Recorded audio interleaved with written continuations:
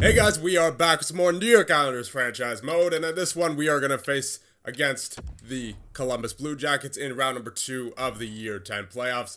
So let's take a look at their lineup. They have Gabriel Landeskog, Pierre-Luc Dubois, and Josh Ho-Sang. Second line is Brett Zanin, William Karlsson, and Anders Bjork. Third line, Arturi Lehkonen, Joel Eriksson Ek, and Luke Kunin. And then the fourth line, Tyler Bertuzzi, Jamison Westgarth, and Anders Lee, the former New York Islander, as well as Josh Ho-Sang, being another former Islander here. Oh yeah, that's right. The Blue Jackets have some of our former players here. Zach Werenski and Brody Fallon on defense. Then Ryan Murray with Will Butcher. And then Matthew Robertson and Jussi Vananen. And in goal, they have, of course, Tuomo Pirietta with Nicholas Rubin. And then Scratcher, Riley Sheehan, Luke Swalmark, and Cale Clegg. So here we go. Game number 1 against the Columbus Blue Jackets on Long Island. Here we go. First period. There you go. Erisberg and Hines on Pirietta. Let's go. Second period. All right, I'll take it. I mean, they got 2, but we got 2 as well. Landeskog on Gibson, and then Tuomanen on Pirietta. Lehkonen on Gibson, and then Horvat on Pirietta. Going into the third now. Let's go, boys. If we are up still with 10 minutes remaining, then we will go into the... no, I'm going to save that for a little later on because just based off what happened to me before in round number 1. And there you go, Wahlstrom with a goal to put us up 5-2. And what happened in round number 1 was... the game crashed and I had just finished I believe it was the second overtime or third period of that episode, and it was only game number 3. So we're gonna save that for a little later. Going into game number 2 now. Here we go. First period. Alright, I'll take it. Bennett Strite on Pirietta, and then Joel Eriksson Ek on Gibson. Second period. That is going to be a 2-1 lead for Columbus. Westgarth with a goal on Gibson. Going into the third. Let's hope we can get something going offensively. And Fallon on Gibson for a 3-1 Blue Jackets lead. Come on, New York. Get something going here late in the third. Landeskog on Gibson. I don't know. This one is looking out of reach here. Yeah, that's going to be a W for Columbus, unfortunately. As... yeah, we couldn't manage more than 1 goal past Tuomo Pirietta. So, the series tied 1-1. Not too bad. But this is definitely going to be an offensive series based on what we have seen so far. 5-2 in favor of your New York Islanders in game number 1. And then 4-1 in favor of the Blue Jackets in game number 2. So, here we go. Game number 3 at Nationwide Arena, I believe it is called. First period. Goal by Scarabelli on Pirietta. Let's go. Second period. You hate to see it. Dubois and Lehkonen on Gibson. Dubois right in front of the net, and then Lehkonen from the top of the circle. Third period. Let's go, New York. Come on. Get some shots on net. Pirietta's been solid up to this point. Besides game number 1. There you go. Mike Commodore on Pirietta. Power play. Let's go. Yes, Morgan Riley on Pirietta. We're now up 3-2. Pirietta is only human. Let's do it. Come on. 4 minutes remaining. 2 minutes remaining. Doug Hines on Pirietta. And Mueller with the empty net for a 5-2 win. So there you go. Confirming my suspicions of this being an offensive series. Yeah, 5-2. I mean, I know Mueller got the empty net there, but still. 5-2, 4-1, 5-2 again. So this is definitely going to be an interesting rest of the series that we have here. Going into game number 4, Columbus is 46-29 and 7 on the regular season. So they're definitely going to put up a fight. First period. Yep, there's a goal by Arturi Lehkonen on Gibson from the top of the circle. Second period. Goal by Bo Horvat on Pirietta. So tied going into the third. I believe that is the first time we are tied going into the third in this series. And Zanin breaks the tie almost immediately on Gibson, right from that top of the circle spot. That the top of the circle seems to be the the spot of just destruction for goaltenders in this game, or in this series rather. 2-1 lead for the Blue Jackets with 2 minutes remaining, and Wahlstrom gets the goal on Pirietta with 1:38 remaining, and we are going to overtime. So you know what? For overtimes, I will go into it. So here we go. Let's do it, boys.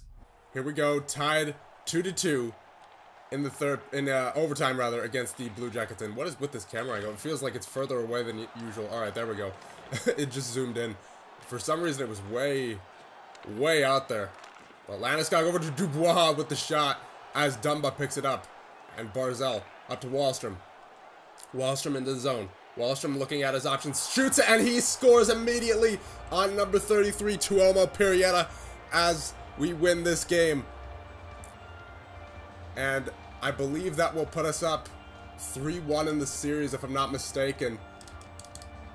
As there we go. Pretty much immediately, the overtime is over, so I'm glad I went into it here as Wahlstrom just snipes it. Top cheddar. And not much else to say there. I mean, just a fantastic goal for the overtime winner. And there you go. As, yes, that will put us up 3-1 in the series. I wasn't quite sure what game it was there. I almost forgot. But, yes, we are up 3-1. 5-2 victory in game number 1. 4-2 loss, 4-1 loss in game number 2. 5-2 win in game number 3. And then the 3-2 overtime win in game number 4. Now we are going back home versus Columbus. We have 3 opportunities to close out this series. Let's not blow it. Let's just do it right now, okay? That'd be great. So that we don't have to worry about a thing going into game number 6 or game number 7, if it should happen, which hopefully it doesn't. So here we go, first period, and that will be a goal by Morgan Riley on Pirietta and a goal by Dubois on Gibson. So starting from scratch basically here in the second period. Let's go. And yeah, tied once again going into the third. Dubois on Gibson for his second goal of the game, and Martin Necas on Pirietta. Let's go, boys. 28 shots to 15. We're killing them in the shots department. Let's get the game-winning goal here as Anders Lee scores on his former team on Gibson. And they now have the lead with 5 minutes remaining. Come on, New York. Come on, New York. Get a last-minute hero. Nope. Okay. So, yeah, it makes sense that they would put up this fight. They're a pretty good team. They had 46 wins in the regular season. But now we're going into game number 6 in Columbus. So here we go. Game number 6, first period. Oh, jeez, all right. Another 1 goal, or, well, 2 goal technically, first period between both teams, but 1 goal for your New York Islanders. Bo Horvat on Pirietta, and then Landeskog on Gibson from a very awkward angle. I believe he is a lefty, so that would be, he'd be on his shooting wing there from the boards. That's a difficult angle. So second period, let's go, boys. Oh man, this series, it started out offensively, but now it is tight checking all the way. Wahlstrom with the goal on Pirietta, and William Karlsson with the goal on Gibson. Come on, boys. Get some going in the third here. Power play. Yes, Bennett Strite with the goal on Pirietta. And of course, Westgarth. Just seesaw action right here. If it's not tight checking, then it's seesaw goals exchanging back and forth between the Islanders and the Blue Jackets. And it seems like we might... Oh, Westgarth. With 6 minutes remaining. And we are going to a game 7. Oh my goodness. You hate to see it. You just hate to see it. Now... Oh, you hate to see that even more. Morgan Riley injured with an injured shoulder till May 12th. I don't think that's too far off from now. Yeah, it's May 6th, but still. We're missing Morgan Riley, our best defense... arguably our best defenseman, because we do have Larson and Durat, but we're missing one of our best defensemen for game number 7, the most important game of this series, maybe even of this playoffs. So, I guess we're going to have to put Larson up here. I'll get Theodore up where Durat is, or with Durat rather, and it's either going to be Merrill or, well, yeah, I guess it's going to have to be Merrill for right now, but we'll go to roster moves here, and we'll see if there's anyone in the minors who we can call up. Maybe Barry or Chung. Let's see how Chung is. He's good with the puck. Good offensive awareness. Not much else. Not really physical. Doesn't have too much of a defensive category there. Barry is slightly better defensively in terms of his shot blocking and stick checking. He's slightly better with the body. Not as good puck skills, oddly enough, as an offensive defenseman. I think I'm gonna get I'm just gonna leave the veteran Merrill in there. See what he can do with Harry Peterson, but that's gonna hurt. That is going to hurt big time. That's that's a yikes.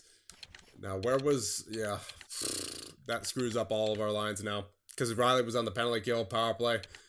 So Wahlstrom, Barzal, Erzberg, Hines. This is gonna have to be Larson here. And then Streit, Natchez, Mueller, Peterson. I'm gonna have to get a forward on the point. I don't know if there's any other defenseman who I want to put here. Yeah, no. It's gonna have to be a forward on the point. Scarabelli, Twelman, and Streit and Wahlstrom are already on the power play. Barzal, Natchez already on the power play. Maybe Mike Commodore. Erzberg's on the power play, right? Yeah, he's on the power play. So I'm gonna put, I guess, could also be Horvat. He has 3 goals. How many does Commodore have? He has 1 goal, 1 assist in these playoffs. Is there anyone that's been hot recently who I could put in? Twelman, 2 goals, 4 assists. Scarabelli, 2 goals. I think I'm gonna put Horvat on there just because of his overall. And we'll see what that does for the simulation. Hopefully it doesn't hurt the power play too much. We'll put Larson up here, and we'll put Horvat on the point. And extras. Yeah. Not good. Larson up with Duret. And then Theodore with Dumba. And then Merrill with Peterson. Not good. Not good at all. And then you have the 3-on-3. Oh, that messes up our line so much. Larson, Theodore, Mueller, Erzberg, and I guess any defenseman could be here, really. We'll throw Duret in here. We'll see what he can do on the 3-on-3. Because Mueller and Erzberg are good enough offensively that they can basically do everything themselves if they have to. Just makes it easier if they have, someone like Riley or Larson there. I mean, this doesn't really matter at this point here now, does it? The shootout. So we'll just put, why not? We'll put Duret there. Gibson and Subban. I'm not switching Gibson. I don't believe I looked at the penalty kill yet. Theodore, Duret, Larson. Do I want to keep Merrill there? No, I'm going to put Dumba. And I'll put him here as well. There you go. All right. So, I mean, if you talk about wanting to make changes for game number 7, well, I mean, there you go. Morgan Riley is out for game number 7, so we were forced to make changes. Now, the matter is, do we want to make changes at forward? Scarabelli, 2 goals. Commodore, 2 points. Sedin, 4 points. Hines with 8, Horvat with 4, Twelman with 6, Erzberg with 10, not breaking up him or the second. Well, Natchez and Streit haven't done much. Mueller has 6 points, Barzal has 10, Wahlstrom has 10. So I'm going to switch up Mueller and Streit. We'll see what that does. Get Streit and Wahlstrom back on the same line. For I believe only the second time in this GM mode. And yeah, you know what? No, I'm having flashbacks. I'm having flashbacks of last season. That's a change that we made in a game 7 as well when we were previously up 3-1, if I'm not mistaken, and we lost that game. So I'm just, you know what? We'll stick to our current forward lines and trust that they can get it done for us in game number 7. Yikes! All right, here we go. Could be the last game of the New York Islanders GM mode. I'm hoping not, but it very well could be. First period. Josh Hosang, former Islander. Actually, you know what? Let's just do the slow sim for the rest of the game here, as, again, could be the last game. But I'm hoping not. Paris Sedin with the goal on Pirietta. Let's go. All right. Tied once again. 12 shots to 19. And Zanin with the goal on Gibson. Come on, boys. Put one in the net for Gibson. Dubois on Gibson. Roughly 2 minutes later. And Columbus leads 3-1 going into the third. You know what? It's game 7. It could be the last game of this entire series, so let's go into it. Here we go. Game 7, third period, and oh wait. Am I controlling Barzell? I thought I saw a red icon over. All right, good. Just imagining things, I suppose. But yeah, it could be the last period of the GM mode. Let's make it a good one, at the very least. Mueller from the corner, and Pirietta with the easy save on Andreas Mueller. 18:55 remaining in the third. And we're going to have to hope for something tremendous here with your New York Islanders. Get 2 goals and take it into overtime, or even 3 goals if you want to, and win it in regulation. Wallstrom around the boards for Mueller. For Barzell in front. Oh, man. He could have had that one, but denied by Pirietta. Dubois to Fallon, to Landeskog. Landeskog tries to dangle around Dumba, but cannot. Dumba will get it around the boards, and Dubois will pick it up for Columbus. Oh, man, what a save by John Gibson. Mueller takes it up for New York. He dumps in. Werenski will get there. Landeskog takes it from Werenski and gets into the Islanders zone. Around the boards. Bjork has it. Fallon gets it back down low. Landeskog to Bjork. Bjork over to Fallon. To Werenski with the shot. Oh, that one just wide, and Gibson will cover up with 14:21 remaining in the third. I mean, this is... the more time that passes by, I get more nervous, as this very well could be our last game. But we're gonna have every mindset that we can come back in this game. Streit, Natchez, and Eresberg out there now. Streit takes it up off the tie-up, and I believe that is Eresberg there over to Natchez. Natchez, the 80s line out there now. Theodore to Natchez. Natchez to Durat with the shot, and in front Eresberg was there, but he couldn't get the handle on it.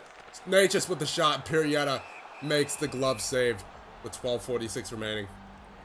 Oh man. I thought that was gonna be a home run for Eresberg right there off the shot from Durat, but he just couldn't get the handle on it. He had it for a second there, but he lost it. Heinz, Horvat, Tuomanen. Let's go, boys. Come on, get it back to Theodore, and then Theodore, yep, rip it. Heinz with the shot, and Pirietta with the easy save. He's able to get there in no time. Oh, man. It's going by slow now as well. Never a fun thing. Slow, game 7, and you're down by 2. I mean, I guess it's, okay when you're down by 2, because, slow makes it seem like you have more time to get something going, but it's obviously the same amount of time no matter what. As number 71 for Columbus is pinned by Durat, as Durat gets the puck back. Heinz for Tuomanen. Tuomanen into the Blue Jacket zone. Tuomanen with the shot.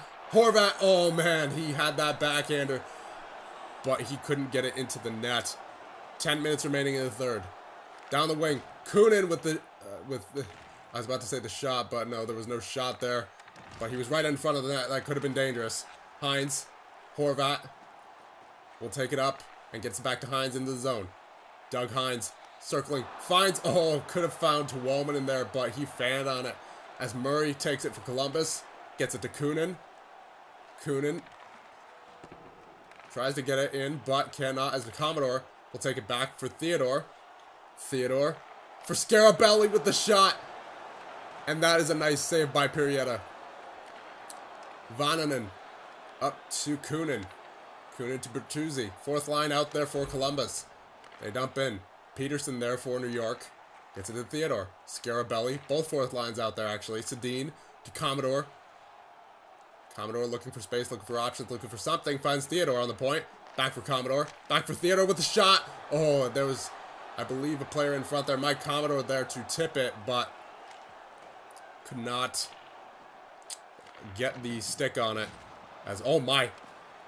Westgarth knocks over Harry Peterson. And we are down to 4 minutes remaining. Still down by 2. It's not looking good. Time is not on our side. As Vananen up to Landeskog, to Robertson, to Westgarth. Westgarth dumps in. Less than 3 minutes remaining now in the third.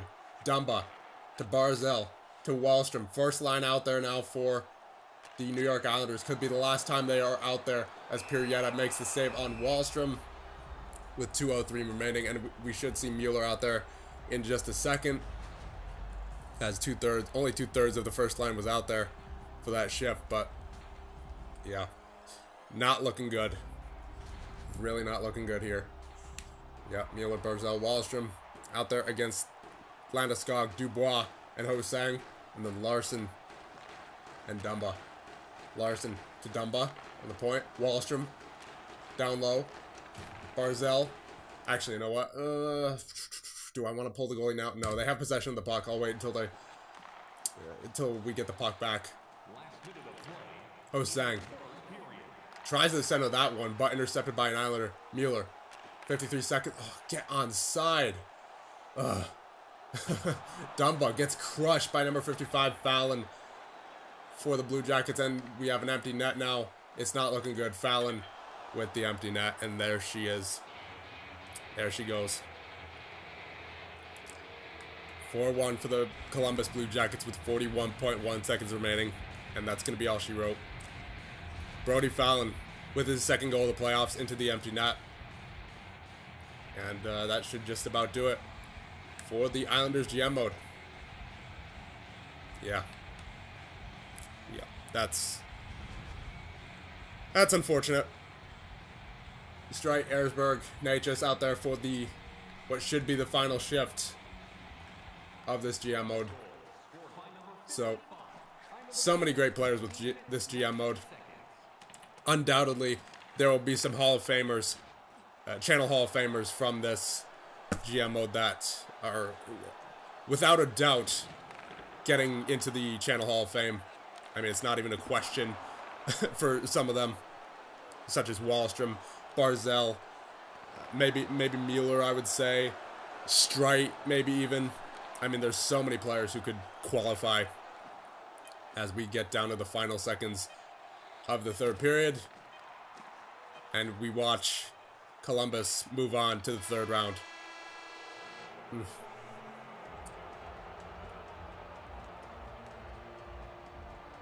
You did well, boys, but not well enough to get past Tuomo, Pirietta, and the New York Islanders, or and the Columbus Blue Jackets. Oh, jeez. Screwing up team names already. Yep, there you go. That'll do it. Pirietta. Maybe we should have held on to him. I mean, you talk about Hutchinson and what's his name, and Jay Soda, our former goaltender. Tuomo Pirietta just beat us in the playoffs. We beat Jay Soda and the Florida Panthers, but we could not get past Tuomo Pirietta and the Columbus Blue Jackets. That's unfortunate. Faced two of our former goaltenders in the same playoffs. Unreal. Okay, so we will wrap up this GM mode now by taking a look at all the player stats from the playoffs and the awards. We'll sum up to the awards, and we'll see who won the Stanley Cup and all that. Barzell with 11 points, Wallstrom with 10, Erzberg with 10, Hines with 8, Mueller with 6, Tuomanen with 6, Jacob Larson with 6, Riley got injured in the last game, or before the last game. That's unfortunate.